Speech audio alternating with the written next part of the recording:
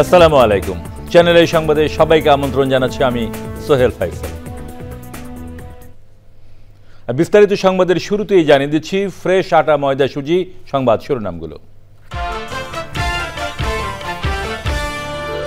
মানবতা বিরোধী অপরাধের মামলায় শেখ হাসিনা ও আসাদুজ্জামান খান কামালের মৃত্যুদণ্ডাদেশ, সাবেক আইজিপি মামুনের 5 বছরের জেল।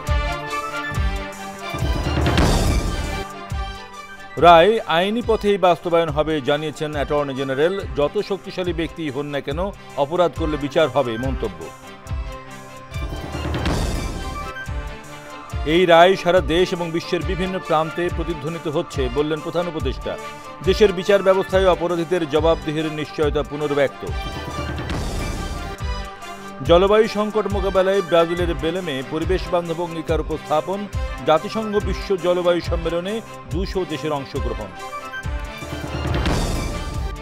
এবং এশিয়ান কাপ ফুটবলে ঢাকায় আজ আবারও মুখোমুখি বাংলাদেশ ভারত।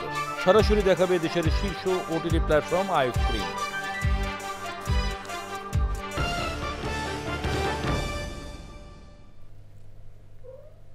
প্রিয় দর্শক, সংবাদ শিরোনামগুলো জানাচ্ছিলাম। এখনকার এই সংবাদ আয়োজনে একই সঙ্গে চ্যানেল আই ওটিটি প্ল্যাটফর্ম আইস্ক্রিনে লাইভ স্ট্রিম হচ্ছে।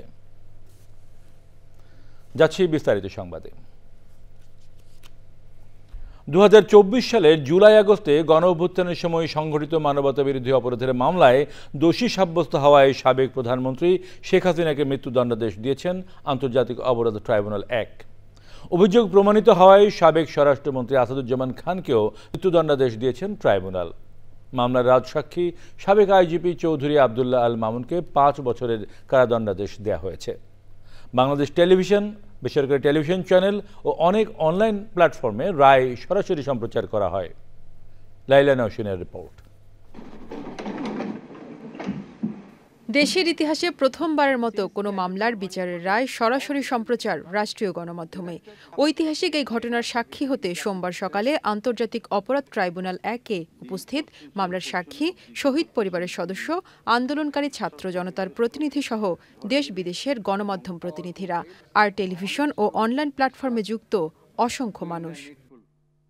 জুলাই গণঅভ্যুত্থানের সময় ক্ষমতাচ্যুত প্রধানমন্ত্রী শেখ হাসিনার নির্দেশে মারণাস্ত্র ব্যবহার করে নিরীহ নিরস্ত্র 1,500 ছাত্র জনতাকে হত্যা এবং 30,000 মানুষকে আহত করার অভিযোগ এনে শেখ হাসিনা সহ 3 জনের বিরুদ্ধে করা মানবতা বিরোধী অপরাধের মামলার রায় পড়া শুরু হয় সোমবার দুপুর 12:30টায়। আন্তর্জাতিক অপরাধ ট্রাইব্যুনাল 1-এর এজলাসে 453 পৃষ্ঠার এই রায়ের 6টি অংশ পর্যায়ক্রমে সংক্ষেপে উপস্থাপন করেন বিচারপতি গোলাম মর্তুজা মজুমদারের নেতৃত্বে 3 সদস্যের ট্রাইব্যুনাল। রায়ের প্রথম অংশ পড়েন বিচারপতি মোহাম্মদ শফিউল আলম মাহমুদ ও বিচারক মোহাম্মদ মহিতুল হক এনাম চৌধুরী। আন্দোলন চলাকালে উস্কানিমূলক বক্তব্য প্রদান, প্রাণঘাতী অস্ত্র ব্যবহার করে আন্দোলনকারীদের নির্মূল করার নির্দেশ, রংপুরে বেগম রোকেয়া বিশ্ববিদ্যালয়ের ছাত্র আবু সাইদকে গুলি করে হত্যা, রাজধানীর চানখারপুল এলাকায় আন্দোলনরত 6 জনকে গুলি করে হত্যা এবং আশুলিয়ায় 6 জনকে পুড়িয়ে হত্যা, এই 5 অভিযোগে করা মানবতা বিরোধী অপরাধ মামলার বিচার কাজ চলার সময় অডিও, ফোনের কথোপকথন, ভিডিও সহ যেসব তথ্য উপাত্ত ট্রাইব্যুনালে উপস্থাপন করা হয়েছে সেগুলোর বর্ণনা দেন ট্রাইব্যুনাল। ঘটনার ভুক্তভোগী ও সাক্ষীদের বর্ণনার পাশাপাশি যেভাবে প্রাণঘাতী গুলি ব্যবহার করে আন্দোলনকারীদের হত্যা করা হয়েছে সেই সব ভিডিও ও তথ্য প্রমাণের বিবরণ তুলে ধরেন ট্রাইব্যুনাল। গণঅভ্যুত্থান চলাকালে বিভিন্ন জনের সঙ্গে শেখ হাসিনার টেলিফোনে কথোপকথনগুলো শোনানোর পাশাপাশি আন্দোলনের সময় মানবাধিকার লঙ্ঘন নিয়ে বিভিন্ন আন্তর্জাতিক সংস্থার প্রকাশিত রিপোর্টের বিভিন্ন অংশ পড়ে শোনানো হয়। প্রায় 2 ঘণ্টা এসব বিবরণ উপস্থাপনের পর রায়ের শেষ অংশ পড়ে বিচারপতি গোলাম মর্তুজা মজুমদার বলেন, শেখ হাসিনা সহ অভিযুক্ত 3 জনের বিরুদ্ধেই মানবতা বিরোধী অপরাধ প্রমাণিত হয়েছে। আরও প্রায় আধা ঘণ্টা অপরাধের প্রমাণের বর্ণনা উপস্থাপন করে 2টি অভিযোগে ক্ষমতাচ্যুত শেখ হাসিনার মৃত্যুদণ্ডাদেশ, একটি অভিযোগে সাবেক স্বরাষ্ট্রমন্ত্রী আসাদুজ্জামান খান কামালের মৃত্যুদণ্ডাদেশ ও মামলার একমাত্র গ্রেফতার হওয়া আসামি ও রাজসাক্ষী চৌধুরী আবদুল্লাহ আল মামুনের 5 বছরের কারাদণ্ডাদেশ দিয়ে দুপুর 2:55 সমাপ্তি হয় 2.5 ঘণ্টাব্যাপী ঐতিহাসিক এই এজলাসের। For all these 3 counts, we have decided to inflict her with only one sentence, that is sentence of death.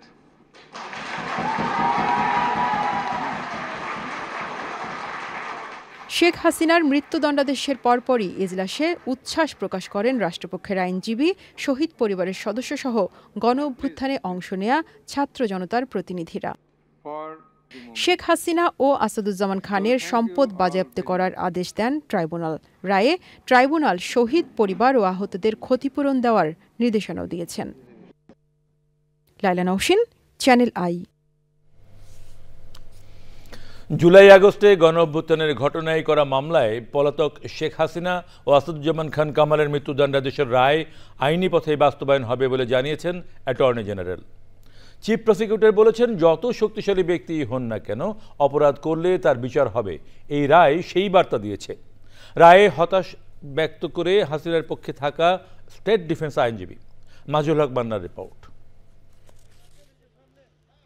গত বছরের জুলাই আগস্টে গণ অভ্যুত্থানে সংঘটিত মানবতাবিরোধী অপরাধের দায়ে প্রথমবারের মতো শেখ হাসিনার বিরুদ্ধে আন্তর্জাতিক অপরাধ ট্রাইব্যুনাল 1-এ রায় ঘোষণা।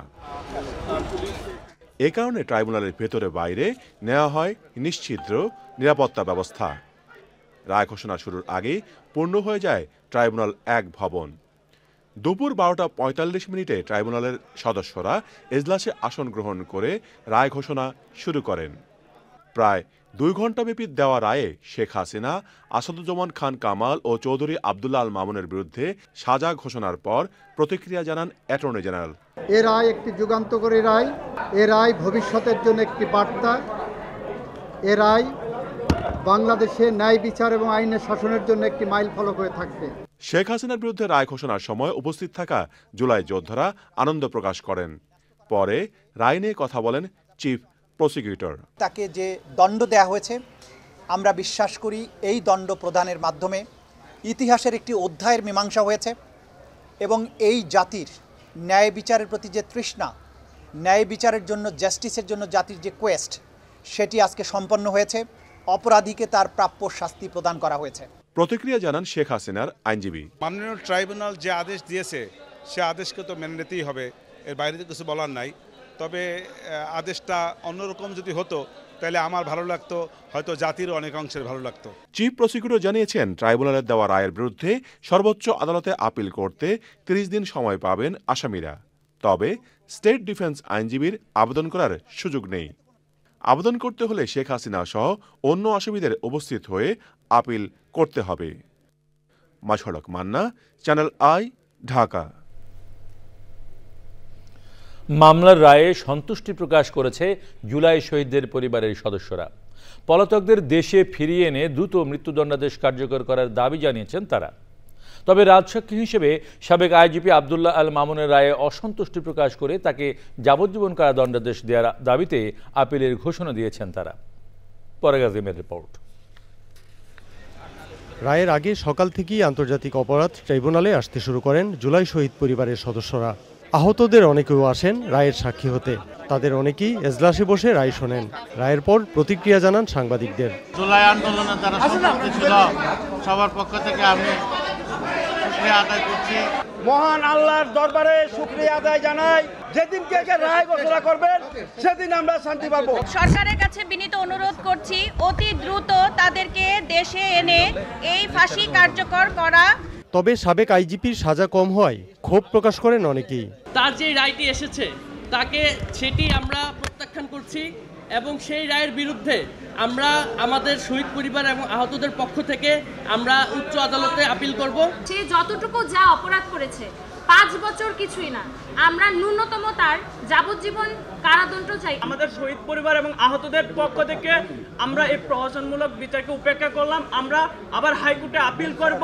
রায়ের সন্তোষ প্রকাশ করেছে রংপুরের শহীদ আবু সাঈদের পরিবার।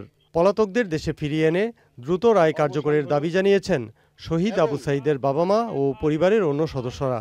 ভারত থেকে আনে অতি দূরত্ব গতিতে যেন ফাঁসি কার্যকর করে বাংলার মাটিতে, তাহলে আমি খুশি হই। আমার আত্মাটা শান্তি হবে, আমার ছেলেটা আর পাবালই আর পাবালই কার্যকারী জানি হয়। মানবতা বিরোধী অপরাধের অন্য মামলাগুলোরও বিচার দ্রুত শেষ করার দাবি জানিয়েছেন জুলাই শহীদ পরিবারের সদস্যরা। পরাগ আজিম, চ্যানেল আই, ঢাকা। প্রধান উপদেষ্টা প্রফেসর মোহাম্মদ ইউনূস বলেছেন, বাংলাদেশের আদালত যে রায় দিয়েছে তা সারা দেশ এবং বিশ্বের বিভিন্ন প্রান্তে প্রতিধ্বনিত হচ্ছে। এই রায় ও সাজা একটি মৌলিক নীতিকে পুনর্নিশ্চিত করেছে, যত ক্ষমতাবানই হোক কেউই আইনের ঊর্ধ্বে নয়। 2024 সালের জুলাইয়ের গণ অভ্যুত্থানের ক্ষতিগ্রস্ত হাজারো মানুষ এবং এখনও সেই ক্ষত বহনকারী পরিবারগুলোর জন্য এই রায় সীমিত মাত্রায় হলেও ন্যায় বিচার এনে দিয়েছে বলেও মন্তব্য করেছেন প্রধান উপদেষ্টা। সোমবার রাতে এক বিবৃতিতে তিনি বলেন, প্রায় 1400 মানুষ প্রাণ হারিয়েছেন। তারা শুধুই সংখ্যা নন, তারা ছিলেন দেশের ছাত্রছাত্রী, অভিভাবক এবং অধিকার সম্পন্ন নাগরিক। গত কয়েক মাসের সাক্ষী উঠে এসেছে কিভাবে নিরস্ত্র বিক্ষোভকারীদের বিরুদ্ধে প্রাণঘাতী শক্তি এমনকি হেলিকপ্টার থেকেও ব্যবহার করা হয়েছিল। এই রায়ে তাদের ভোগান্তিকে স্বীকৃতি দেয় এবং দেশের বিচার ব্যবস্থায় অপরাধীদের জবাবদিহির নিশ্চয়তা পুনর্ব্যক্ত করে।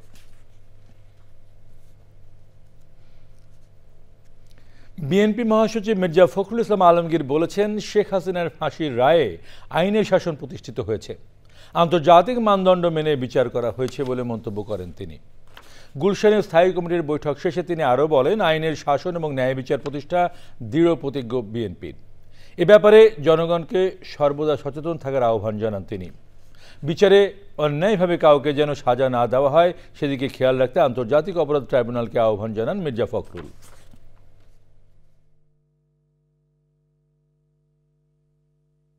সারা বিশ্বের জনমত এবং বাংলাদেশের জনগণের দাবি ও প্রত্যাশা ছিল যেন পতিত স্বৈরাচার ও তার দোসরদের মানবতা বিরোধী ও নৃশংস জঘন্য হত্যাকাণ্ড এবং গণহত্যায় অপরাধের বিচার হয়। আন্তর্জাতিক অপরাধ ট্রাইব্যুনালের দীর্ঘ বিচারিক প্রক্রিয়ার মধ্য দিয়ে আন্তর্জাতিক মানদণ্ড বজায় রেখে আজকে আওয়ামী ফ্যাসিস্ট শেখ হাসিনা তার 2 দোসরের বিরুদ্ধে রায় ঘোষিত হয়েছে।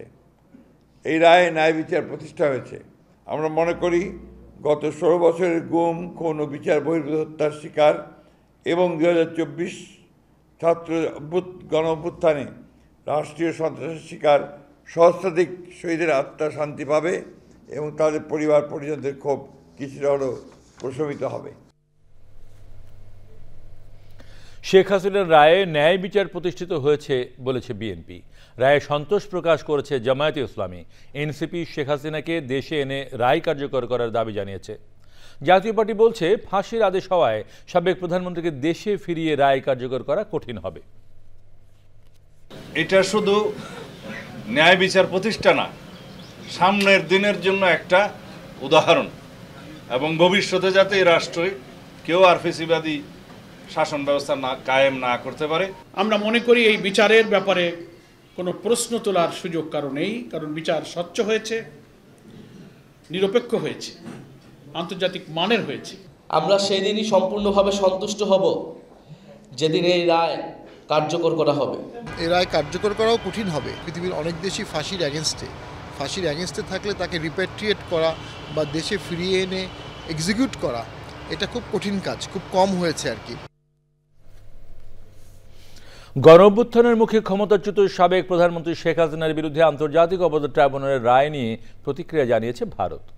সোমবার ভারতের পররাষ্ট্র মন্ত্রণালয় এক সংবাদ বিজ্ঞপ্তিতে জানায়, বাংলাদেশের আন্তর্জাতিক অপরাধ ট্রাইব্যুনালে সাবেক প্রধানমন্ত্রী শেখ হাসিনাকে ঘিরে ঘোষিত রায়টি ভারত বিশেষ নজরে রাখছে। এতে আরও বলা হয়েছে, ঘনিষ্ঠ প্রতিবেশী হিসেবে বাংলাদেশে শান্তি, গণতন্ত্র, অন্তর্ভুক্তি এবং স্থিতিশীলতা নিশ্চিত করার বিষয়ে ভারত সবসময়ই প্রতিশ্রুতিবদ্ধ। ভারতের সরকার বাংলাদেশের জনগণের সর্বোত্তম স্বার্থকে গুরুত্ব দেয় এবং এসব বিষয়ে সব পক্ষের সঙ্গে গঠনমূলক সংলাপ অব্যাহত রাখবে। শেখ হাসিনা ও আসাদুজ্জামান খান কামালের বিরুদ্ধে আন্তর্জাতিক অপরাধ ট্রাইব্যুনালের রায় ঘোষণা জুলাই গণ অভ্যুত্থানের সময় গুরুতর মানবাধিকার লঙ্ঘনের ভুক্তভোগীদের জন্য গুরুত্বপূর্ণ একটি মুহূর্ত বলে উল্লেখ করেছেন জাতিসংঘ মানবাধিকার বিষয়ক হাইকমিশন ও HCHR দপ্তরের মুখপাত্র রাভিনা সামদাসানি। তবে মৃত্যুদণ্ড দেওয়ায় অসন্তোষ জানিয়েছে তিনি। সংবাদ বিজ্ঞপ্তিতে রাভিনা সামদাসানি বলেছেন, 2025 সালের ফেব্রুয়ারিতে তথ্য অনুসন্ধান প্রতিবেদন প্রকাশের পর থেকে OHCHR নির্দেশদাতা ও নেতৃত্বের অবস্থানে থাকা ব্যক্তিদের সহ দোষীদের আন্তর্জাতিক মানদণ্ড অনুযায়ী জবাবদিহির আওতায় আনার আহ্বান জানিয়ে আসছে। সেই সাথে ভুক্তভোগীদের কার্যকর প্রতিকার ও ক্ষতিপূরণ পাওয়ার ব্যবস্থা করারও আহ্বান জানানো হয়েছে। তিনি বলেছেন, মৃত্যুদণ্ডের রায়ের জন্য তারা দুঃখ প্রকাশ করছেন। ধানমন্ডি ৩২ নম্বর সড়কে শেখ মুজিবুর রহমানের বাড়ির আশপাশে রাতভর সতর্ক অবস্থায় ছিল আইন শৃঙ্খলা রক্ষাকারী বাহিনী। সোমবার দুপুরে বিক্ষোভকারীরা দুটি এক্সকাভেটর নিয়ে ৩২ নম্বরের বাড়িটি আবারও ভাঙতে গেলে বাধা দেয় পুলিশ ও সেনাবাহিনী।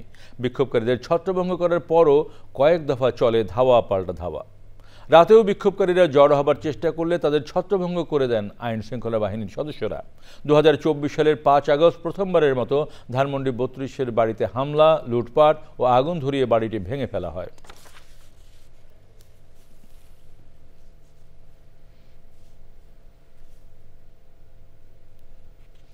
জামায়াতে ইসলামী আন্দোলন সহ সমমনা ৮ দলের চলমান আন্দোলনকে দাবি আদায়ের চেয়েও নিজেদের অবস্থান তুলে ধরায় মূল লক্ষ্য বলছেন রাজনৈতিক বিশ্লেষকরা। তাদের মতে এই আন্দোলনের মাধ্যমে দলগুলো আসলে রাজনীতিতে নিজেদের আলোচনায় রাখার চেষ্টা করছে। বিস্তারিত তাহফিমুল ইসলামের রিপোর্টে।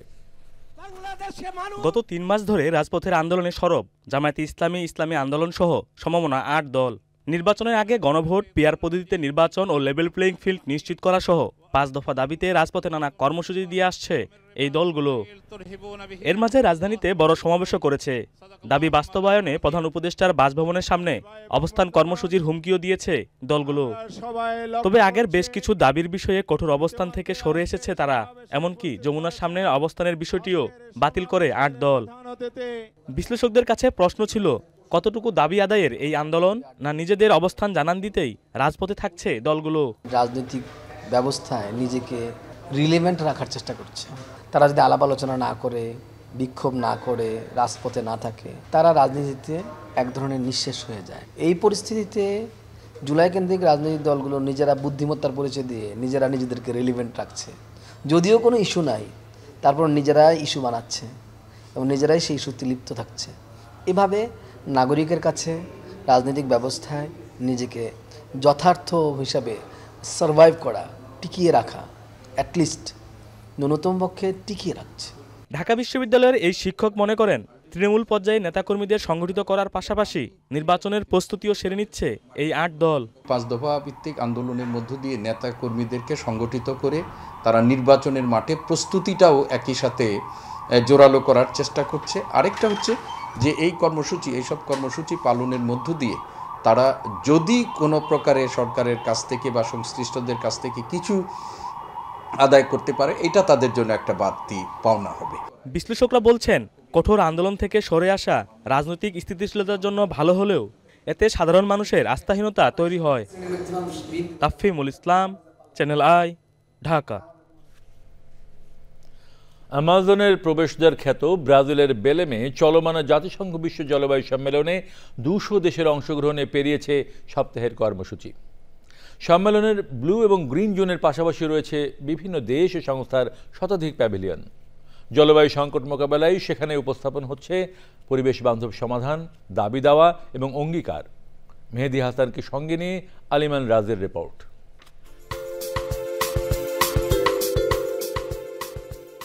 চলছে জাতিসংঘ বিশ্ব জলবায়ু সম্মেলনের ৩০তম আসর। বিশ্বজুড়ে সকল দেশ, পরিবেশবাদী ও বিজ্ঞানীদের দৃষ্টি তাই ব্রাজিলের বেলেমে।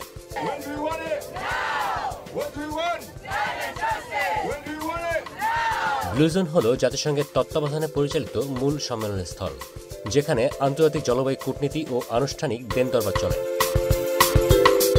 পাশাপাশি এখানে দেশীয় ও আন্তর্জাতিক সংস্থাগুলির জন্য স্থাপিত হয়েছে বহু সংখ্যক প্যাভিলিয়ন, যা বৈশ্বিক জলবায়ু কার্যক্রমের মেরুদণ্ড হিসেবে কাজ করে। প্রতিদিনই শত শত ইভেন্ট অনুষ্ঠিত হয় প্যাভিলিয়নগুলোতে। জাতিসংঘের তালিকা অনুযায়ী শতাধিক প্যাভিলিয়নের মধ্যে রয়েছে চীন, জার্মানি, ফ্রান্স, সিঙ্গাপুর এবং ব্রাজিলের নিজ নিজ প্যাভিলিয়ন, যেখানে নিজ দেশের জলবায়ুর লক্ষ্যমাত্রা এবং অর্জনের অগ্রগতি প্রদর্শিত হচ্ছে। এছাড়া স্বাস্থ্য, খাদ্য ও কৃষি, অভিযোজন কিংবা ন্যায্য রূপান্তর নিশ্চিতে বিভিন্ন প্যাভিলিয়নে প্রতিদিনই চলছে বহুমাত্রিক কর্মসূচি। এদিকে বন, জীববৈচিত্র্য ও বাস্তুতন্ত্র সংরক্ষণ ও পুনরুদ্ধারে প্রতিদিনই আন্দোলন চালিয়ে যাচ্ছেন পরিবেশকর্মী ও আদিবাসীরা।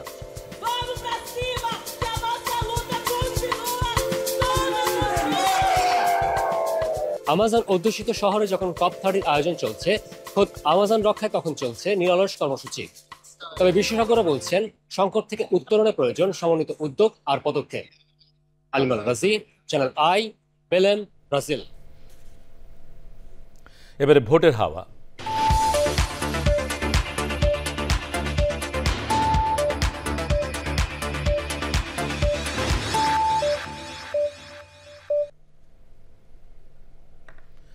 রাজনৈতিক দলগুলোর সহযোগিতা ছাড়া ভালো নির্বাচন আয়োজন সম্ভব নয় বলে জানিয়েছে প্রধান নির্বাচন কমিশনার নাসির উদ্দিন। নির্বাচন কমিশন আয়োজিত রাজনৈতিক দলের প্রতিনিধিদের সাথে সংলাপে তিনি বলেন, সুষ্ঠু নির্বাচন আয়োজনে সব ধরনের চ্যালেঞ্জ নিতে প্রস্তুত নির্বাচন কমিশন। রাজনৈতিক দলগুলোকে আচরণবিধি মেনে চলার আহ্বানও জানান তিনি। তৃতীয় দিনের মতো নিবন্ধিত রাজনৈতিক দলগুলোর সাথে সংলাপে করেছে ইসি। সকালে 6টি এবং বিকেলে আরও 6টি দলের সাথে সংলাপ বসে কমিশন। বুধবার বিএনপি, জামায়াতে ইসলামী এবং এনসিপি সহ আরও 12টি দলের সাথে সংলাপে বসবে নির্বাচন কমিশন।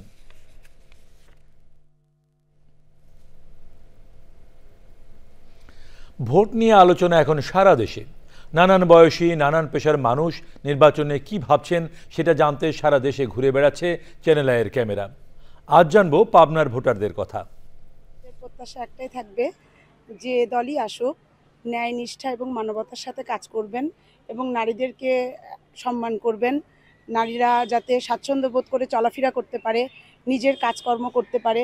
আগামীতে যেন এই নির্বাচনে যেন কোনো প্রার্থী এমপি নির্বাচিত হওয়ার পরে যেন স্বৈরাচার না হয়ে ওঠে, কোনো দল যেন স্বৈরাচার না হয়ে ওঠে, এটি আমাদের সাধারণ জনগণের প্রত্যাশা। আর আমি একজন আইনজীবী হিসেবে চাই যে বাংলাদেশের আইন শৃঙ্খলা পরিস্থিতি যিনি ভালো রাখতে পারবেন, উন্নত করতে পারবেন, এরকম আমরা একজন প্রার্থীকে আমরা এমপি হিসেবে দেখতে চাই। আমরা যারা ভোটার আছি, সাধারণ ভোটার, আমাদের মতামতটাকে মূল্যায়ন করে এবং কেন্দ্র দখল বা ভোটারদের ভয়ভীতি প্রদর্শন করবে না, এরকম নেতৃত্ব আগামী নির্বাচনে আসুক, এটা আমাদের প্রত্যাশা। এই সরকার যে সরকারই আসুক, আমার পাশে যে খারাপই গরিব মানুষদের দেখবি তার সাথে আমরা আছি। দেশে আমরা গরিব মানুষ, দেশ যাতে ভালো চলে, আর আমার বেশি কিছু চাওয়ার নেই, আমরা ভালো মানুষ চাই। দেশটা যাতে ভালোভাবে চলায়, কোনো ঝয় ঝামেলা না হয়, কাজকর্ম বেশি থাকে, সেই জন্য আমাদের নারীদের সুযোগ সুবিধা করে দিবে বা আমাদের স্টুডেন্টদের পার্ট টাইম একটা জবের ব্যবস্থা করে দিবে, যাতে সে নিজের হাত খরচটা সে নিজে চালাইতে পারে। আমরা আশা করি এই আসন্ন নির্বাচনের মাধ্যমে একজন যোগ্য মানুষ যেন আগামীতে আমাদের প্রতিনিধি হিসাবে আসে, যেন আমাদের অধিকার আদায়ের জন্য সে সর্বোচ্চ কাজ করে। এবারে আমরা আশাবাদী, এবারে নির্বাচন ডক্টর ইউনূসের নেতৃত্বে অংশগ্রহণমূলক একটা নির্বাচন হবে, যেখানে সবাই আমরা স্বতঃস্ফূর্তভাবে নির্বাচনে অংশগ্রহণ করতে পারবো। পাবনায় আমরা এমন একটা প্রার্থী চাই, মাদক মুক্ত, সন্ত্রাস মুক্ত, সে ভালো প্রার্থী আমরা আশা করি, প্রত্যাশা করি। এবার অন্যান্য সংবাদ।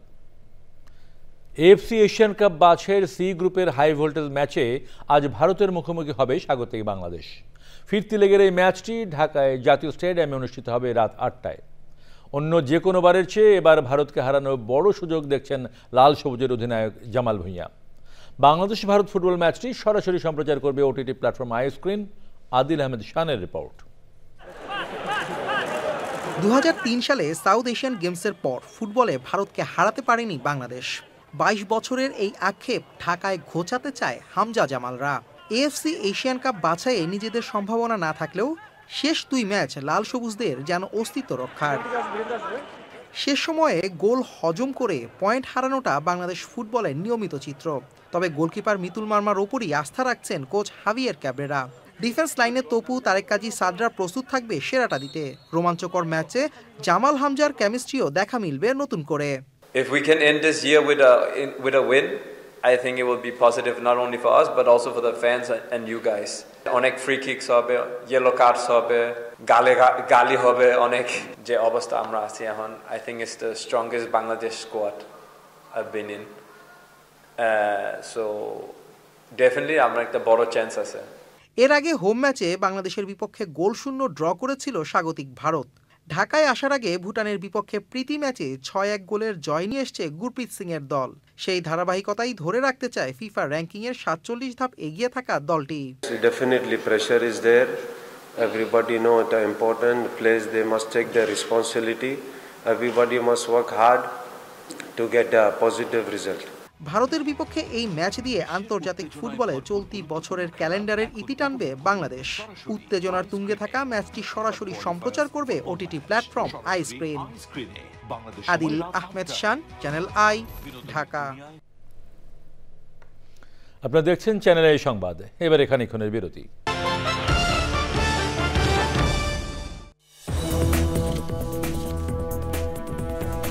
সংবাদে আবারও আমন্ত্রণ। এবারে কৃষি সংবাদ।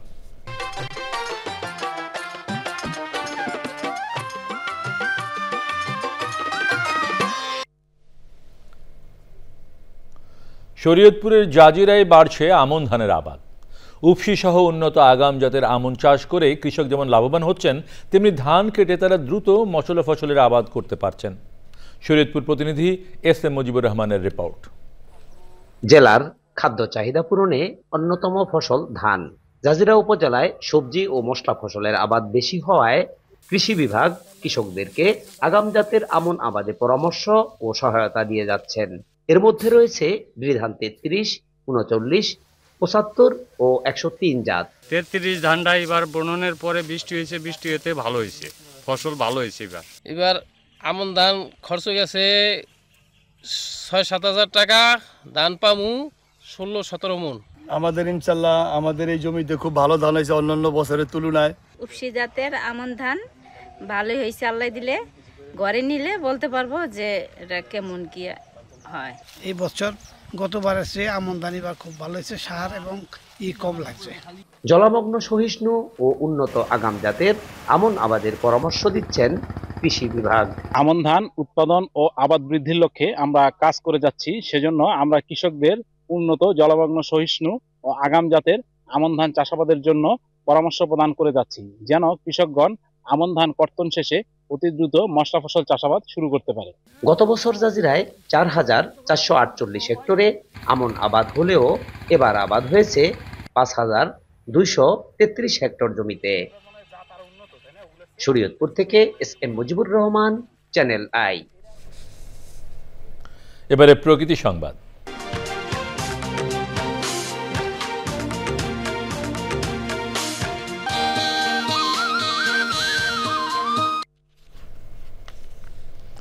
মৌলভীবাজারের আজমেরু গ্রামে অরণ্যে ঘেরা এক টুকরো স্বর্গ bird park and eco village. উন্নত দেশগুলোর আদলে গড়ে ওঠা এই পার্ক এখন পরিবার পরিজন নিয়ে ঘুরে বেড়ানোর অন্যতম আকর্ষণীয় গন্তব্য। যান্ত্রিক জীবনের ক্লান্তি পেরিয়ে এখানে এসে দর্শনার্থীরা খুঁজে পান প্রাণ প্রকৃতির মায়াময় ছোঁয়া। এম এ সালামের তথ্য ভিডিওচিত্রে সৈয়দ মাদি অদিতের রিপোর্ট।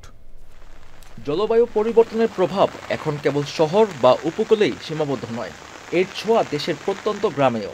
একসময় গ্রামগুলো ছিল ছায়া ঘেরা গাছপালায় ভরপুর আর পাখির কিচিরমিচিরের মুখর। এখন সেসব অরণ্য হারিয়ে যাচ্ছে জলবায়ু পরিবর্তনের নেতিবাচক প্রভাব আর মানুষের অযত্নে। দর্শনার্থীদের প্রাণ প্রকৃতির ছোঁয়া দিতে মৌলভীবাজার সদর উপজেলার মোস্তফাপুর ইউনিয়নের আজমেরু গ্রামে 5.5 একর জায়গা জুড়ে গড়ে উঠেছে bird park and eco village. প্রকৃতিপ্রেমী তরুণ ও প্রবাসীদের ভালোবাসায় গড়া এই পার্কে অরণ্যের পাশাপাশি রয়েছে নানা ধরনের প্রাণী। ছুটি কাটানোর বাচ্চাদের নিয়ে যে আক্ষেপটি ছিল, আমার মনে হয় এই বার্ড পার্ক এবং ইকো ভিলেজের মাধ্যমে আমার মনে হয় মৌলভীবাজারবাসী সেই আক্ষেপটা ঘুচবে।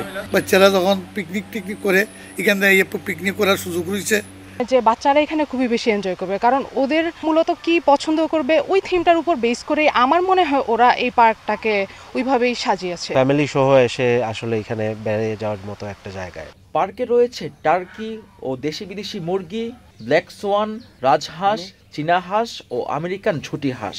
মানুষ প্রকৃতির পাশে যাবে, মানুষ পরিবারকে সময় দিতে পারবে, মানুষ বুঝবে যে পাখির প্রতি মানুষের যে ভালোবাসা, আমরা ইতিমধ্যে এটা নষ্ট হয়ে যাচ্ছে। আমরা এখানে কেউ আসলে আমরা রেস্টুরেন্ট করেছি, আমরা পাখি দেখার জন্য এভিয়ারি করেছি, এরকম ম্যাকাও আছে, রিংনেক পাখি আছে, হ্যান্ডস ম্যাকা আছে, যেটা আমাদের বাচ্চাদেরকে পাখির প্রতি, আমাদের সমাজে পাখির প্রতি ভালোবাসা আসে, এরকম আমরা কাজ করে যাচ্ছি। অরণ্যের বুকে গড়ে ওঠা এই ইকো ভিলেজ শুধু বিনোদনের জায়গা নয়, এটি মানুষ ও প্রকৃতির সহাবস্থানের জীবন্ত প্রতিচ্ছবি। সৈয়দ মাদিহ অদিত, প্রকৃতি ও জীবন ডেস্ক, চ্যানেল আই। এরই সাথে শেষ করছি এখনকার সংবাদ। সব শেষে ফ্রেশ আটা ময়দা সুজি সংবাদ শিরোনামগুলো জানিয়ে দিচ্ছি আরও একবার। মানবতা বিরোধী অপরাধের মামলায় শেখ হাসিনা ও আসাদুজ্জামান খান কামালের মৃত্যুদণ্ডাদেশ, সাবেক আইজিপি মামুনের 5 বছরের জেল।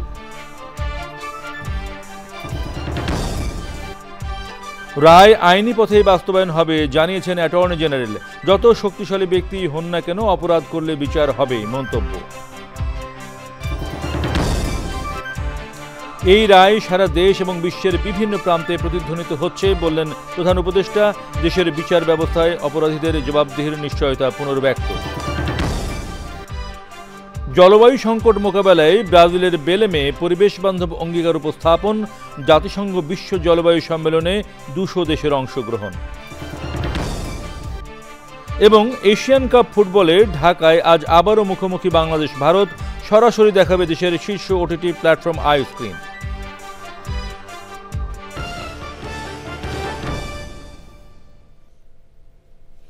প্রিয় দর্শক, চ্যানেলের সর্বশেষ সংবাদ জানতে ভিজিট করুন channelionline.com-এ। যুক্ত থাকুন আমাদের সোশ্যাল মিডিয়া প্ল্যাটফর্মগুলোর সাথে। আমাদের পরের সংবাদ দেখার আমন্ত্রণ রইল। সবাইকে ধন্যবাদ।